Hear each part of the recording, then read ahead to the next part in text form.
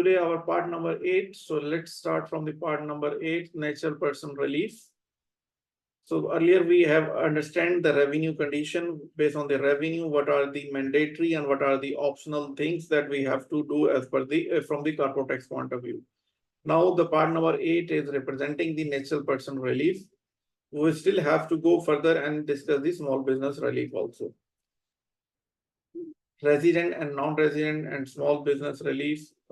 Now the first point, this natural person relief. The first point, we have to understand the corporate tax we are paying on the profit, not on revenue.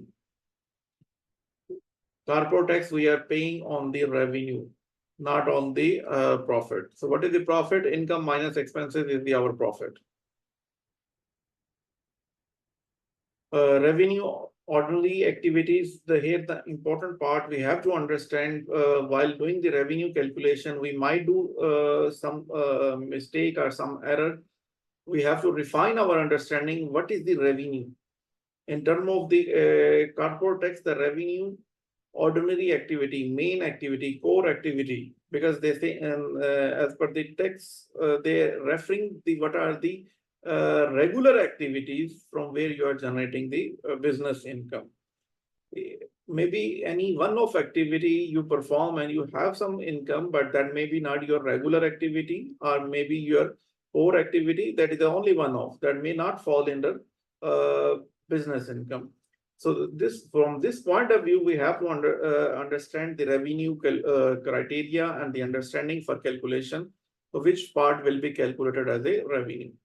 And the second part, the mentioning the main activities, core activities. Normally we see in the financial statement, we have the other income. So other income is not our main revenue. So while calculating the revenue threshold, or wherever we need to calculate the revenue threshold, we will not calculate the other income as part of the revenue. The important part here, we are saying ordinary activity, the regular activity from where we are generating the business income, main activities, core activities. One-off activity may not fall under the revenue criteria. So here we have to see as per the IFRS 15, the latest, the accounting standard. So the control, goods, services, transfer process. So we mostly familiar being a professional, what is the IFRS 15 and what is the recognition criteria of the revenue. So as per UAE law, we have to do all the financial statement preparation or calculation as per the applicable IFRS. Either is a IFRS SME or full based on the revenue condition that we already discussed. So now other income, as just now we mentioned, the other income may not calculate under revenue while calculating the threshold. We will see one example also in this regard. Now the next point, we are going to see the natural person relief. So natural person relief, if the revenue is less than 1 million. Here the important part we have to understand, the revenue is less than 1 million. But revenue for less than 1 million, all the business income that the natural person have, that the natural person generates during the one Gregorian calendar year. So this is the important part we have to understand. If it's a natural person, revenue is less than 1 million from all the business activity that what he performed. Now, mostly we will get, okay, natural person through trade license or without trade license, through sole establishment or without establishment, that we already have the detailed understanding on that. In the previous two sessions, we understand that part also. But again, here I want to clarify the revenue. If the natural person, he have 2 or 5 or 10 sole establishment, so he have to consolidate the revenue of all the sole establishment, or even he doing some activity that is do not have the trade license, but is required to have the trade license. That also will be part of the calculation when we are calculating the revenue threshold. So this is the very important part. If after having all the consolidated revenue is less than 1 million, yes, we can opt for the natural person relief. If we are opting for the natural person relief, so the city registration is not required, city return is not required, city payment is not required, and the deadline is the 31st December 2026. we can avail the natural person relief. Here earlier I mentioned natural person relief is available to both resident and non-resident. This is the another point we have to understand. Even the person is a non-resident, he's not living in UAE, he's living abroad. He have the business income from UAE. If he have the business income from UAE, still he can take the natural person relief. This is the important part. Let's move to the here we already discussed city registration, return, payment not required or not applicable, as you can claim the natural person relief. But while claiming natural person relief, you have to keep all the documentation for all the sole establishment or all the business income that the natural person have. So in the future, when you go for the registration for the corporate tax after the 31st December 2026, the FTM may require the supporting information, because if you are already preparing the VAT return under the sole establishment, you have to consider how much the revenue you are declaring over there. So you can have to consider such thing also while doing the revenue condition. And mostly the very common, the previously people and for natural person, they registered only under one company and submitting all the sole establishment VAT return under one company. As per the VAT compliance, we have to register the natural person for the VAT as a taxable person. But in certain cases, people registered the sole establishment also. So under one sole establishment, they upload all other trade lessons. Now they are submitting the VAT return under the same TRN number. And that VAT topic is just for understanding. We are highlighting here. Let's move to the next point, the natural person. The natural person, if the revenue is less than 1 million, so what is his tax period? Tax period is a Gregorian calendar year. For natural person, we already understand the tax period will remain the Gregorian calendar year, that is January to December.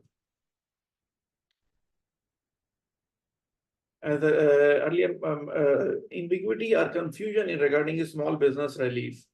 Like people saying the small business relief is not available to natural person. Because what is the ambiguity? They think the natural person, they can opt only the natural person relief. They cannot take the SPR. But practically, as per the city law, yes, he can avail the small business relief also. Natural person, if the revenue is less than 3 million, he can opt for the natural person relief.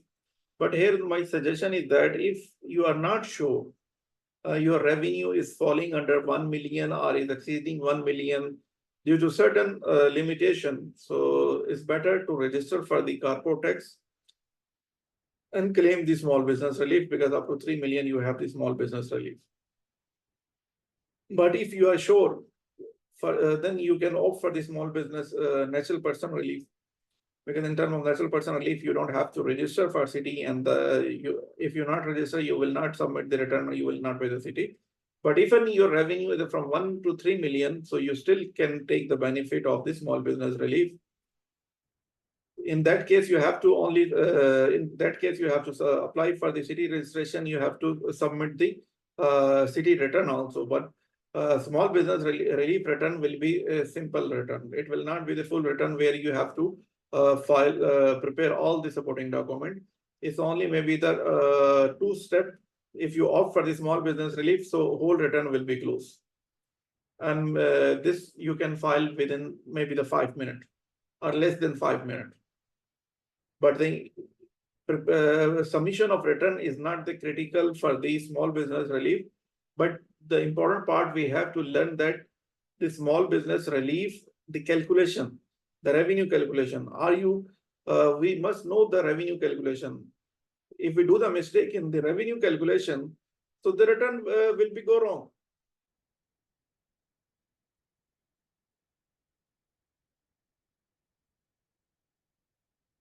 Is there any point that wish to understand, or you have any question? Please, I'm looking to the chat. Just send me the message.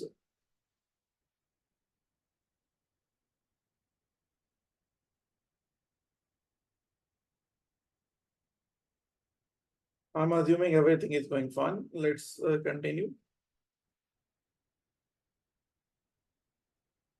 Now, if the revenue is exceeding the 3 million, no relief.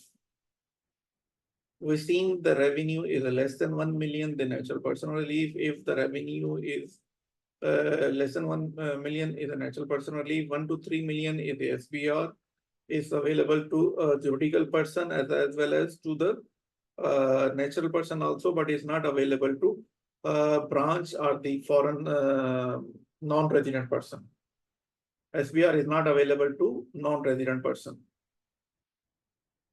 Revenue is greater than 3 million, no relief is available. Just for general understanding, key general information as a key understanding point, all the threshold rules applicable to check the relief eligibility based on the revenue, not on the profit. Because mostly we are even the corporate tax calculation are the 9% or 0% threshold we applying on the taxable income are simply understanding on the profit. But to see the criteria to get the natural person relief, we are mentioning the revenue, not the profit, not the taxable income. Only a few points, that is maybe one of them where we have to check the threshold for the relief or the corporate tax compliance purpose, the revenue. This is the one of them in terms of the natural person or in terms of the SBR or in terms of the audited financial statement, we are checking the threshold. These are the main key points. The tax liability calculated on the profit, not on the revenue.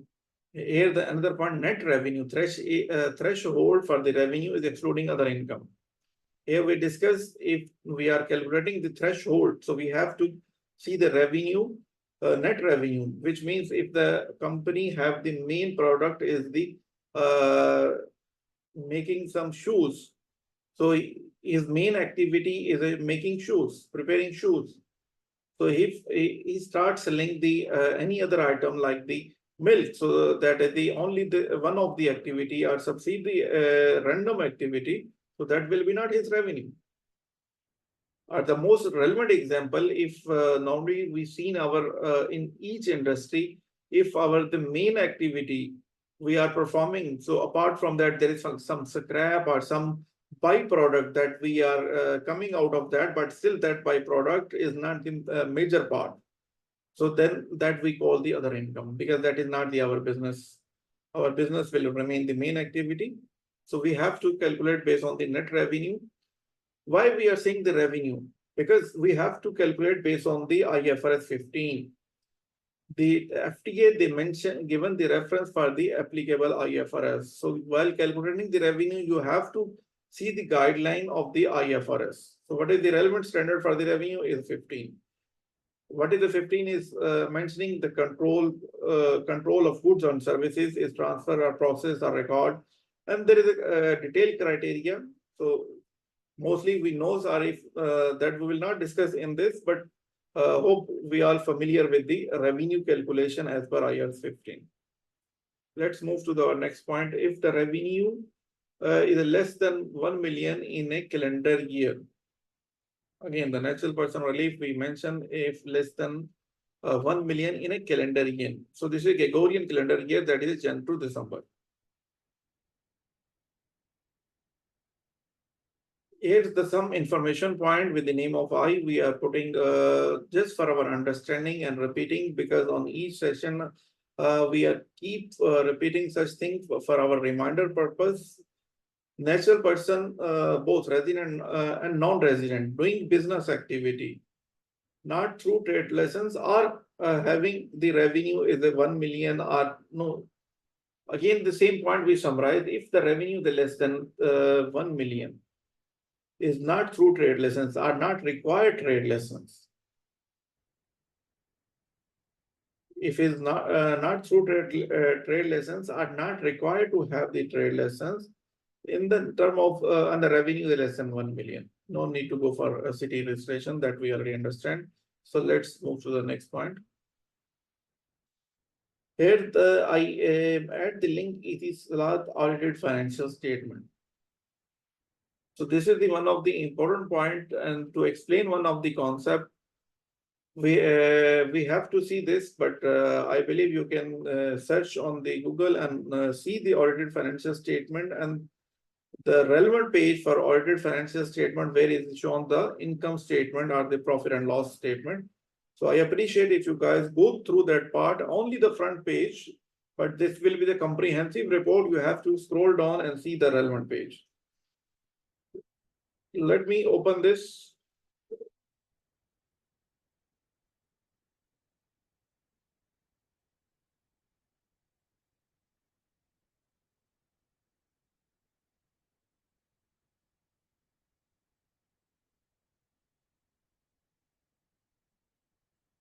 I'm just showing this point for our better understanding, and I'll try to send later on in the group also the audited financial statement.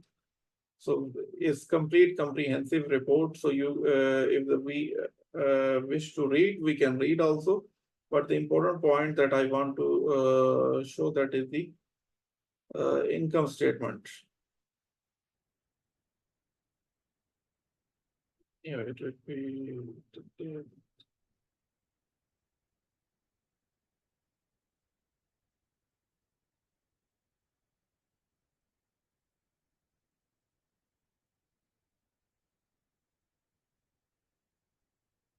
So what is the important point for our understanding?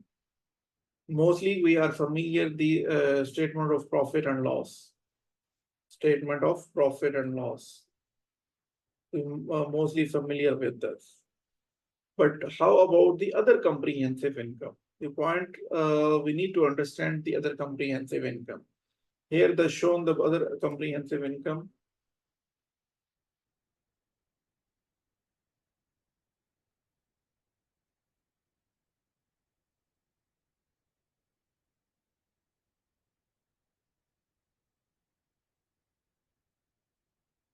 This is the part. This is the part other comprehensive income. So here below listed some items, some line items. Why this is important? All these items, why these are the important? Normally we do our corporate tax calculation from profit before tax. This is the point. But if we have to do a couple of adjustment that may be already as per the accounting, we already deducted. Okay. Let me, let's not visible.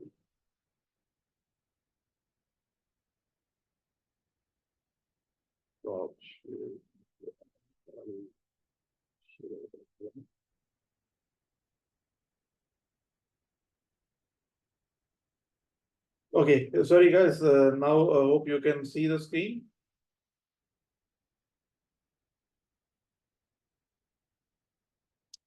Hope now you're able to see the ET's last consolidated statement. Okay. The point here I'm explaining, normally we are familiar with this statement of profit and loss. That is very common in the small industry. They normally don't have the other comprehensive income, the line item.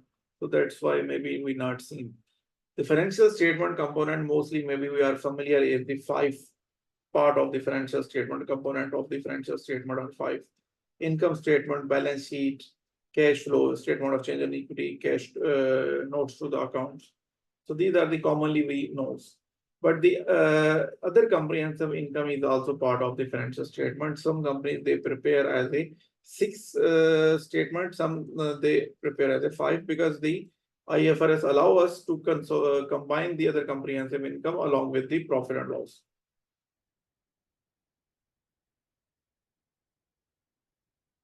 Okay, this one is not the PPT. I opened the online, but I'm going back to the PPT. I'll do one thing.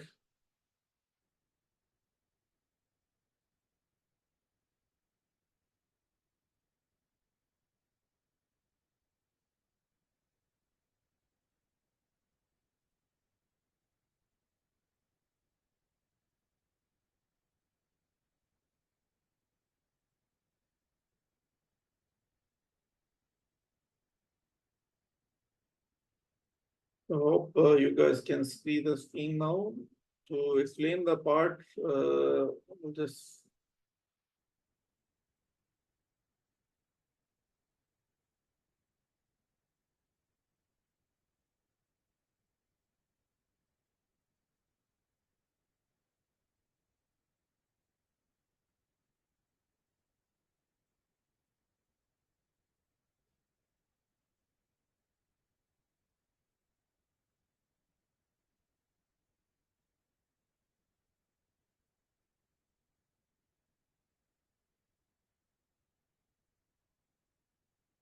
okay, guys. We are discussing for our understanding purpose. So I'll just start from here again.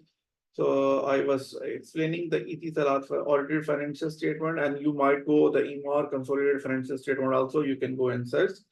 But let's move to the, I already took the screenshot on the next page. So let's see what are the important points that we have to see over here.